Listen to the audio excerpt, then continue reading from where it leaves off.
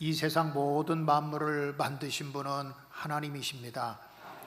아까 우리가 사도신경을 다 같이 고백했는데, 사도신경의 첫 마디는 나는 전능하신 아버지 하나님 천지의 창조주를 믿습니다. 여러분 믿으시면 아멘 하시기를 바랍니다. 우리가 믿는 하나님은 어떤 하나님이시냐? 천지를 창조하신 하나님이세요. 그런데 하나님께서 이 세상을 만드실 때에 이 세상 모든 만물을 말씀으로, 하나님의 선포로, 말씀으로 이 세상을 만드셨고, 그리고 마지막에는 하나님의 형상을 따라 사람을 창조하셨습니다. 아담과 이브를 창조하신 거지요. 그럼 거기서 말하는 하나님의 형상이라고 하는 것은 뭘까요? 하나님이 우리처럼 얼굴이 있고, 아니면 눈도 두 개고, 또 하나님이 우리처럼 이렇게 몸을 갖고 계신 하나님이시냐? 하나님의 형상이라고 하는 것은 어떤 얼굴이나 외모적인 형상이 아니라 가장 먼저는 하나님의 성품을 말하고 있습니다.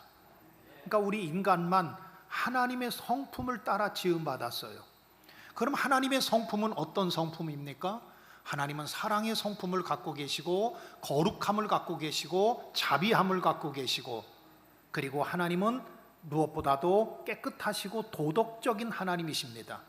그러므로 우리 인간은 하나님의 성품을 갖고 있을 때는 서로 사랑하고 거룩하게 살고 영성이 있고 도덕적이고 순결하고 깨끗하게 살아가는 존재였습니다. 그런데 우리에게 죄가 들어오면서부터 하나님의 성품을 다 잃어버리고 만 거예요. 그 다음에 또 한 가지 하나님의 성품이라고 하는 것은 하나님과의 관계성을 말합니다. 인간만 하나님과 교제하고 하나님과 관계를 맺으며 살아갈 수가 있는 존재로 만드신 거지요. 하나님께서 우리 인간을 만들어 놓고 나서 얼마나 좋았는지 하나님의 보시기에 심히 좋았더라. 여러분, 그냥 좋은 게 아니라 심히, 이 심이라고 하는 말은 매우라고 하는 말입니다. 하나님이 인간을 만들어 놓고 얼마나 좋으셨는지 하나님이 보시기에 심히 좋았더라. 너무너무 좋다, 매우 좋다는 말씀입니다. 이 좋다라고 하는 말을 히브리어에 보면 토브라고 하는 말을 사용하는데, 이 토브라고 하는 말은 행복하다, 더 이상 바랄 것이 없이 흡족하다, 그런 말씀이에요. 그러니까 하나님께서 우리를 보시면서, 아담과 이브를 보시면서 너무너무 좋아, 더 이상 더 바랄 게 없어, 너무너무 행복해, 그렇게 하셨어요. 그런데 하나님께서 우리 인간을 만들어 놓으시고 한 가지 조건을 붙이셨어요. 아담아, 내가 동산에 있는 모든 나무는 내 마음대로 먹어라, 마음대로 사용해라. 그런데 한 가지만큼은 조심해라. 먹으면 안 된다. 바로 동산 중앙에 있는 선악과라고 하는 나무 열매입니다. 내가 이것을 먹으면 내가 죽을 거야. 죽는다고 하는 것은 두 가지의 의미가 있습니다. 하나는 우리의 육체의 죽음을 말합니다. 우리가 선악과를 따먹음으로 인해서 사람의 연수가 70이요 강건하면 80이라고 하는 어떤 한계의 죽음의 한계를 느끼며 살아가는 존재로 변해버리고 말았습니다. 또 한 가지는 하나님의 형상을 잃어버린 죽음입니다. 우리 인간에게는 하나님의 성품을 허락해 주셨어요. 그런데 선악과를 따먹고 난 후에 우리 인간은 하나님의 형상을 잃어버렸기 때문에 거룩하지 못합니다. 그리고 사랑을 잃어버렸고 하나님과 교제를 잃어버리며 하나님과 단절하며 살아가는 비극적인 삶을 살아가게 되었습니다. 제가 고등학교 다닐 적에 참 궁금했던 것이 있어요. 또 그러면서 우리 친구들이 모여서 이런 얘기들을 많이 했습니다. 왜 하나님께서 선악과를 만들어 놓으셨을까? 여러분, 왜 만드신 것 같아요? 하나님께서 선악과를 안 만들어 놓으셨다고 한다면 아담 이후에 지금도 우리들도 에덴 동산에서 그렇게 행복하게 살 수 있었을 텐데, 왜 하나님께서 선악과를 만들어 놓으셔서 우리로 하여금 이 고통, 이 아픔, 이 어려움을 겪고 우리 삶에 가시와 엉겅퀴가 끊임없이 다가오는 삶을 살게 하셨을까? 참 제가 고등학교 다닐 적에 궁금하고 그것들 때문에 서로 친구들끼리 모여서 토론도 했습니다. 아마 그 이유가 무엇일까 서로 궁금해했습니다. 왜 하나님께서 우리 인간을 위해서 선악과를 만들어 놓으셨는가 하면 저는 그 이유가 두 가지가 있다고 생각합니다. 물론 여러 가지 이유가 있겠지만 한 두 가지만 말씀드리려고 하는데, 한 가지는 인간의 자유의 의지입니다. 하나님은 우리 인간을 만드실 때에 스스로 판단할 수 있는 자유의 능력을 허락해 주셨습니다. 우리 인간을 만드실 때 로봇으로 만들지 아니하셨어요.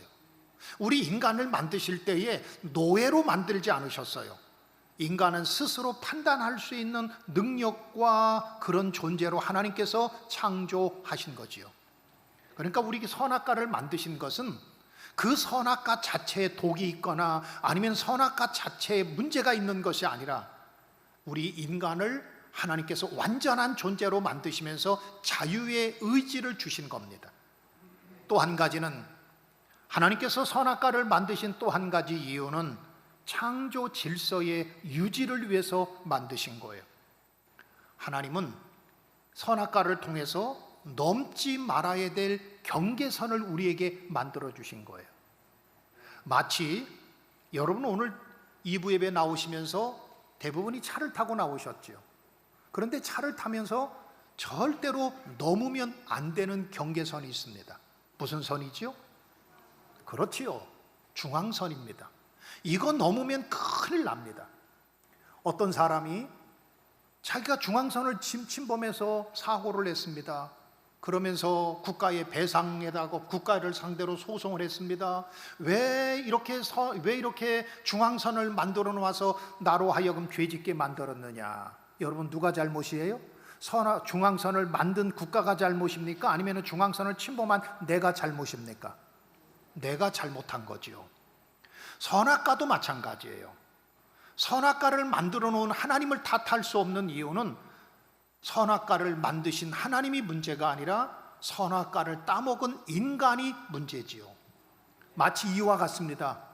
학교에서 시험이 있었습니다. 그런데 시험이 있는 것이 문제입니까? 그렇지 않으면 시험 공부를 하지 않아서 빵점 맞은 학생이 문제입니까? 시험이 문제가 아니지요.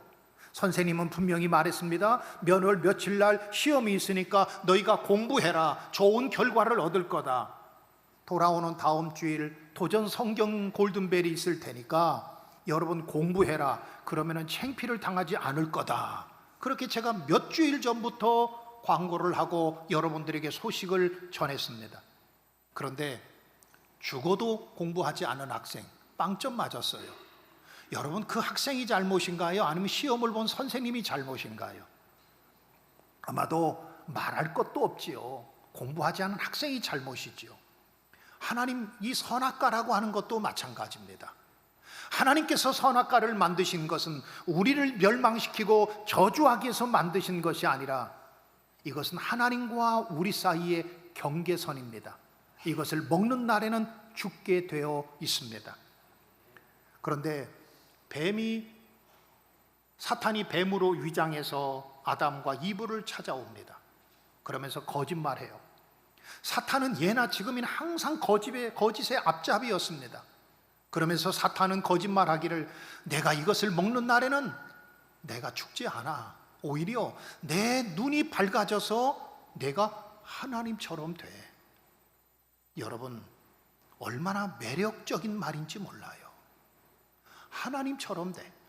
오늘날 많은 사람들이 인간이 하나님이 되어서 살아갑니다. 자기의 결정, 자기의 미래, 자기의 장래, 자기의 모든 것도 자기가 결정하며 살아가는, 하나님처럼 살아가는 어리석은 인생 사람들을 볼 수가 있지요. 아담과 이브에게 뱀이 와서 유혹하니까 그 말을 따르고 그만 선악과를 따먹고 말아요. 따먹는 순간에 하나님과의 관계가 깨졌습니다. 하나님께서 우리에게 하나님의 형상을 따라 지음받았는데, 거룩한 존재로 우리를 그렇게 만드셨는데, 그런데 우리가 하나님의 형상을 잃어버렸습니다. 그뿐만 아니라 두려움과 불안함, 또한 우리 안에 부끄러움이 찾아왔습니다. 그래서 아담이 동산나무 뒤에 중간에 숨어버리고 말았습니다. 동산나무 사이에 나무 뒤에 숨었어요. 여러분, 하나님께 피할 수 있을까요? 하나님의 눈을 피하고 하나님의 눈을 숨을 수 있을까요? 숨어있는 아담, 그런데 하나님께서 그 아담을 찾아오세요. 먼저 찾아오세요. 아담이 얼마나 두려워하고 걱정하고 염려하고 불안해하고 있는지 하나님께서 그를 알고 계시기 때문에 그를 찾아오셔서 하나님이 이렇게 말씀하세요. 우리 한번 다 같이 9절의 말씀을 같이 읽을까요? 9절의 말씀을 같이 읽습니다. 시작. 여호와 하나님이 아담을 부르시며 그에게 이르시되 내가 어디 있느냐. 하나님이 먼저 아담의 이름을 부르세요. 아담아, 아담아, 내가 어디 있느냐. 여러분, 하나님이 지금 아담이 어디 숨어 있는지 몰라서 어디 있느냐 물으신 거예요? 여기서의 물음은 장소에 대한 질문이 아닙니다. 이에 대해서 유명한 매튜 헨리라고 하는 주석학자는 아담아 내가 어디 있느냐라고 하는 이 질문은 장소에 대한 질문이 아니라 관계적인 질문이다, 그렇게 말을 했습니다. 하나님이 숨어있는 아담, 동산나무 숲에 숨어있는, 마치 숨바꼭질 하듯이 숨어있는데 내가 어디 있느냐, 내 모르겠다, 너 어디 있느냐, 그렇게 찾으신 것이 아니라 내가 어디 있느냐라고 하는 이 질문은 장소에 대한 질문이 아니라 관계적인 질문. 너 지금 왜 숨어 있느냐, 너 왜 도망가 있느냐, 그런 말씀입니다. 하나님이 먼저 죄인을 찾아오시고 그의 이름을 불러 주셨어요.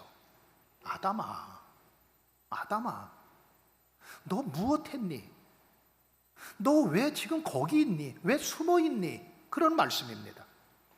특별히 유명한 설교가였던 스펄전 목사님은 이 아담이 숨어 있는 아담이 그를 찾아오신 하나님에 대해서 말하면서 언제 찾아왔느냐가 더 중요하다고, 굉장히 중요하다고 말을 했습니다. 언제 찾아왔는가 하면 우리 한번 다 같이 8절 말씀을 볼까요? 8절 말씀에 보면 그들이 그날 바람이 불 때에 동산에 거니시는 여호와 하나님의 소리를 듣고 아담과 그의 아내가 여호와 하나님의 낯을 피하여 동산 나무 사이에 숨은지라. 언제 하나님께서 찾아오셨는가 하면은 그들이 그날 바람이 불 때에 그랬어요. 오늘 새로 나온 성경에 보면 그들이 그날 바람이 불 때라고 나와 있지만 지난번 개역 성경을 보면 날이 서늘할 때에 라고 그렇게 써져 있습니다. 그러니까 하나님께서 아담을 찾아오세요. 그런데 언제 찾아오셨는가 하면 지금 이 성경보다 지난번 우리가 가지고 있었던 개역 성경이 훨씬 더 아름답게 표현해 놓고 있는데, 날이 서늘할 때에, 하나님이 찾아온 시간이 날이 서늘할 때에, 뜨거운 태양 가운데 하나님이 찾아온 것이 아닙니다. 날이 서늘할 때에, 아담이 범죄 안 하고 나서 자기 행위를 돌아보니까 큰일 났어요. 그때에 하나님께서 그를 기다리시고 난 후에 찾아오십니다. 우리가 어떤 경우 그런 경우 있지 않습니까? 어떤 일을 사고와 사건을 저질러 놓고 시간을 지나서 정신을 차려보니까 아이고 내가 왜 그랬나? 그렇게 하면 안 됐었는데, 그러면서 순간적으로 불안이 찾아오고 두려움과 그 마음속에 걱정이 찾아오던 그때에 하나님이 아담을 부르시면서 아담아 내가 어디 있느냐 찾아오신 거예요. 그런데 언제 찾아오셨어요? 서늘한 바람이 불 때에, 아마도 시간적으로 따지면 저녁이 뉘엿뉘엿 해가 지는 그때에 하나님이 아담을 찾아오셨습니다. 뜨거운 태양 가운데 하나님이 찾아오신 것이 아닙니다. 하나님이 찾아오실 때 천둥과 번개 가운데 아담을 찾아오신 것도 아닙니다. 캄캄한 밤에 하나님께서 아담을 찾아오신 것이 아니라 죄를 지어서 불안과 두려움 가운데 있는 아담을 찾아오신 것은 서늘한 바람이 불 때에, 그때에 하나님께서 아담의 이름을 부르시면서 찾아오셨습니다. 참 하나님께서 멋쟁이 하나님이세요. 제가 이 말씀을 묵상해 보면서 우리 하나님은 참 멋쟁이 하나님이시라고 그랬어요. 왜냐하면 선악과를 따먹는 순간 하나님께서 미리 알고 계셨을 거예요. 그런데 하나님이 아담을 찾아가실 때 즉각적으로 찾아가서 너 이놈의 새끼 왜 선악과 따먹었어? 뭐라고 하지 아니하시고 하나님이 기다리십니다. 그리고 해가 뉘엿뉘엿지고 거기에 서늘한 바람이 불 때에 하나님이 아담을 찾아가셔서 아담의 이름을 부르시면서 아담아, 아담아, 내가 어디 있느냐, 그렇게 하나님께서 부르셨어요. 하나님은 서늘한 바람이 불 때에 아담을 찾아오신 것처럼 오늘 또 저와 여러분들을 찾아오실 때는 천둥과 번개 가운데 찾아오지 아니하시고 뜨거운 태양 아래 찾아오지 아니하시고 앞이 캄캄한 밤에 찾아오시는 것이 아니라 하나님이 저와 여러분을 찾아오실 때는 세미한 음성 가운데, 조용한 가운데, 고독한 가운데 하나님께서 아담아, 내가 어디 있느냐. 오늘 또 우리를 찾아오실 때는 그렇게 찾아오세요. 하나님은 오늘 저의 이름을 부르면서 이렇게 찾아오세요. 상진아, 내가 어디 있느냐? 너 왜 하나님과 멀어져 있느냐? 나와 관계가 왜 깨져 있느냐? 너 왜 멀리 나가 있느냐? 왜 숨어 있느냐? 하나님과의 관계의 질문을 하고 계신 것입니다. 하나님은 예나 지금이나 우리를 먼저 찾아오시는 하나님이세요. 하나님이 언제 찾아오실까요? 먼저는요, 실패한 자리 가운데 주님이 찾아오세요. 실패한 사람. 아담은 넘어진 사람입니다. 아담은 실패한 사람입니다. 로마서 5장에 보면 첫사람이었던 아담은 실패자고 두 번째 아담은 예수 그리스도는 승리한 분이라고 성경은 말씀하고 있습니다. 로마서 5장 12절에 보면 한 사람으로 말미암아 죄가 세상에 들어오고 죄로 말미암아 사망이 들어왔다. 여기서 말하는 한 사람은 아담을 말해요. 아담은 선악과를 따먹고 뱀의 유혹을 받아서 선악과를 따먹음으로 인해서 넘어지고 실패한 사람이에요. 그런데 우리 하나님은 넘어지고 실패한 사람을 책망하고 꾸짖고 혼내는 하나님이 아니시라 그에게를 먼저 찾아오시지요.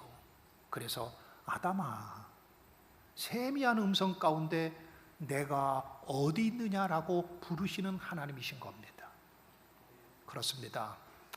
참 때로는 지난 한 주일 동안 살아가면서 우리는 넘어질 때도 많았어요. 지난 한 주일 동안 살아가면서 하나님의 말씀대로 살아야 되는데 하나님의 말씀대로 살지 못하고 실패한 모습 이대로 주님 앞에 나왔습니다. 주님은요, 넘어지고 쓰러진 우리를 그냥 두지 아니하시고 실패한 우리를 그냥 두지 아니하시고 오늘 또 우리를 찾아와 주셔서 위로해 주시고 격려해 주시고 힘을 주시는 하나님이신 줄 믿으시기를 주님의 이름으로 축복합니다. 성경의 사람들을 보십시오. 실패하지 않았던 사람이 없습니다. 아브라함도 실패했습니다. 다윗도 실패했습니다. 또 선지자들도 실패했습니다. 특별히 실패하면 빼놓을 수 없는 사람이 바로 베드로지요. 베드로는 호언장담했습니다. 다른 사람이 다 버려도 나는 예수님 버리지 않겠습니다. 결코 버리지 않을 겁니다. 그렇게 호언장담했던 베드로. 그도 3번씩이나 예수님을 모른다고 부인하잖아요. 심지어는 예수님을 모른다고 하는 것뿐만 아니라 예수님을 저주하고 맹세하면서 나는 그가 누군지 모릅니다. 베드로는 예수님을 3번씩이나 모른다고 부인합니다. 그런데 주님은 그 베드로를 끝까지 포기하지 아니하세요. 그리고 실패해서 갈릴리 바다로 가 있는 베드로를 주님이 찾아가시지요. 그리고 베드로에게 요한의 아들 시몬아, 내가 나를 사랑하느냐? 요한의 아들 시몬아, 내가 나를 사랑하느냐? 나를 사랑한다면 내 양을 쳐라. 요한의 아들 시몬아, 내가 나를 사랑하느냐? 나를 사랑한다면 내 양을 먹이라. 그러면서 예수님이 그에게 다시 사명을 주셨습니다. 하나님은 성공한 사람만 찾아가시는 하나님이 아니세요. 하나님은 넘어지지 않고 항상 똑바로 서 있는 사람만 찾아가시는 하나님이 아니시라. 우리 하나님은 넘어지고 실패한 사람, 그 사람을 찾아가 주시고 그에게 용기를 주시고 믿음을 주시고 희망을 주시는 하나님이신 줄 믿으시기를 바랍니다. 우리 하나님이 오늘 이 시간에도 실패하고 넘어진 우리를 찾아오시는 주님을 만나는 이 아침이 되시기를 주의 이름으로 축복합니다. 우리 하나님은 또 아담을 찾아오셨는데 아담이 범죄했을 때도 찾아오셨습니다. 먼저 찾아오셨어요.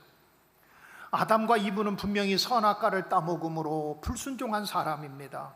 그런데 하나님은 먼저 그의 이름을 부르시면서 찾아오셨습니다. 하나님은 우리를 찾아오실 때 우리가 의롭게 살기 때문에 우리를 사랑해 주신 게 아니에요. 내가 하나님 앞에 정직하게 살고 하나님의 뜻대로 살기 때문에 하나님께서 우리를 사랑해 주신 것이 아닙니다. 로마서 5장 8절에 보면 우리가 아직 죄연되었을 때 그리스도께서 우리를 위하여 죽으심으로 하나님께서 우리에 대한 자기의 사랑을 확증하셨다고 그랬고, 또 우리가 하나님과 원수되었을 때에 하나님이 우리를 찾아오시고 하나님이 우리를 사랑하실 때는 내가 하나님의 뜻대로 살고 말씀대로 살고 하나님 모든 일에 순종하고 사는 그때 하나님께서 우리를 찾아온 것이 아니라 때로는 죄를 범하고 넘어지고 쓰러지고 하나님의 말씀에 불순종하고 그랬던 우리를 찾아오시는 하나님이신 겁니다. 마가복음 9장에 보면 이런 말씀이 있어요. 어느 날 예수님께서 마태의 집에 가서 죄인들과 함께 식사하셨습니다. 당시에 죄인들이라고 하면 세리, 창녀, 또 이런 죄인들과 함께 예수님께서 식사를 하셨어요. 그랬더니 거기 있던 바리새인들이 비판합니다. 아니, 예수님은 하나님의 아들이라고 그러면서 왜 저 죄인들, 창기들, 또 그리고 아니면 세리들 그들과 함께 식사합니까? 라고 비판했습니다. 그때 예수님께서 마태복음 9장 12절에 이렇게 말씀하세요. 건강한 자에게는 의사가 쓸데없고 병든 자에게야 쓸데있느니라. 나는 의인을 부르러 온 것이 아니라 죄인을 부르러 왔다. 그렇게 말씀하세요. 그러니까 예수님이 이 땅에 오신 목적은 건강한 사람, 죄가 없는 사람, 의롭게 사는 사람, 정직하게 사는 사람, 순종하며 사는 사람을 위해서 오신 것이 아니라 예수님이 이 땅에 오신 것은 우리처럼 자꾸 실수하고 넘어지고 실패하고 죄를 범하고 죄를 범하지 않아야 되는 대로 또 육신이 약하여서 죄를 범하는 우리를 외면하지 아니하시고 우리를 찾아오신 하나님이신 줄 믿으시기를 주님의 이름으로 축원합니다. 또 세 번째로 하나님은 하나님을 피하여 숨어 있는 자를 먼저 찾아오셨어요. 아담과 이브가 선악과를 따먹고 난 후에 그들의 마음속에 가장 먼저 찾아왔던 것은 두려움이에요. 자, 우리 한번 다 같이 오늘 말씀 10절의 말씀을 같이 한번 읽어볼까요? 자, 10절 말씀 같이 읽읍시다. 시작. 이르되 내가 동산에서 하나님의 소리를 듣고 내가 벗었으므로 두려워하여 숨었나이다. 그러니까 아담과 이브가 선악과를 따먹고 나서 그들의 마음속에 가장 먼저 두려움이 찾아왔습니다. 그리고 그들은 도망가고 숨었습니다. 죄 지은 사람의 특징은요, 숨거나 도망가는 거예요. 제가 예전에 선교사로 있을 적에 저는 비자가 있었어요. 왜냐하면 선교사 비자를 돈 내고 받아서 정상적인 비자가 있었는데, 제가 알고 있는 분 중에 한국인인데 비자가 없는 분이 있어요. 이분은요, 큰 길로 안 다닙니다. 항상 골목길로 다녀요. 왜 그런가 하면 비자가 없기 때문에. 경찰만 봐도 무서워해요. 경찰차만 봐도 피해요. 그 이유가 왜 그래요? 정상적인 비자가 없기 때문에 그래요. 근데 저는 떳떳해요. 왜? 제가 비자가 있습니다. 만약에 경찰관이 와서 당신 비자 보십시다. 그래도 비자를 보여주면 떳떳하게 와 있는 사람이구나. 그러니까 아무런 문제가 없었습니다. 사람이 죄를 짓고 잘못하면 경찰관만 지나가도 무서워해요. 경찰차만 지나도 피해요. 또 죄 지은 사람을 보면은 모자를 푹 눌러 쓰고 애들처럼 머리까지 덮는 그런 잠바 같은 것을 입고 다니지요. 그런데 죄 짓지 않은 사람은요, 경찰관을 봐도 무서워할 필요가 없어요. 떳떳하지요. 선악과를 따먹기 전에는 숨지 않았습니다. 하나님과 교제했습니다. 하나님과 대화 나누었습니다. 그런데 선악과를 따먹고 난 후에 그들은 숨었습니다. 여러분, 그들이 숨는다고 하나님이 모르실까요? 그들이 숨는다고 하나님을 피할 수 있을까요? 누가 하나님을 피하고 누가 하나님 앞에 도망갈 수가 있겠습니까? 요나를 보십시오. 요나는 하나님께서 니느웨로 가서 저 백성들을 구원하라고 하는 하나님의 음성을 불순종합니다. 당시에 니느웨는 아수르의 수도였습니다. 그러니까 적국의 수도예요. 그곳에 가서 하나님의 복음을 전하고 그들에게 가서 구원을 전하라고 하는 그 말이 요나는 인정할 수가 없었습니다. 그래서 아담과 이브처럼 요나는 욥바에서 배를 타고 다시스라고 하는 곳으로 도망을 갑니다. 그러면 하나님 모르실 줄 알았어요. 내가 배 타고 멀리 떠나면 하나님 못 보실 거야. 하나님은 알지 못할 거야. 그렇게 생각을 했습니다. 심지어는 요나는 배 밑창으로 내려갔습니다. 그곳에 가서 깊은 잠이 빠졌습니다. 아무도 모를 줄 알았어요. 그러나 시편 139편의 말씀에 보면 내가 주의 영을 떠나 어디로 가며 주의 앞에서 어디로 피하리이까? 내가 하늘에 올라갈지라도 거기 계시고 내가 저 스올 땅 밑에 내려갈지라도 거기 계시나이다. 요나는 하나님을 피해서 도망갔지만 하나님은 요나를 포기하지 아니하시고 요나를 찾아오세요. 큰 풍랑 가운데. 하나님이 때로는요, 우리를 찾아오실 때에 큰 풍랑 가운데 찾아오세요. 어떤 때는 하나님께서 우리를 찾아오실 때 큰 질병 가운데 찾아오세요. 어떤 때는 가정의 큰 어려움과 문제 가운데서 하나님이 우리를 찾아오시기도 합니다. 그때가 하나님을 만날 기회예요. 그때가 하나님의 음성을 들을 기회고 인격적으로 주님을 만나는 기회가 바로 그때인 것입니다. 제가 알고 있는 어떤 분은 그냥 교회를 평탄하게 다녔어요. 그런데 인격적으로 주님을 만나지 못했어요. 그런데 그의 인생에 큰 시험이 찾아왔습니다. 큰 풍랑이 찾아왔습니다. 그리고 나서 그는 그렇게 고백을 합니다. 그 풍랑이 나를 살렸다고, 그 고난이 나를 살렸다고. 그때서야 인격적인 주님을 만나게 되었고 예수 그리스도가 나의 구세주가 되시고 나는 하나님의 백성이 된다고 하는 분명한 믿음을 가졌다고 고백하고 있습니다. 사랑하는 성도 여러분, 우리는 하나님을 피할 수 없습니다. 우리는 하나님에게서 도망갈 수 없습니다. 죄 때문에 얼굴을 들지 못하는 아담과 이브를 우리 하나님이 먼저 찾아오셨습니다.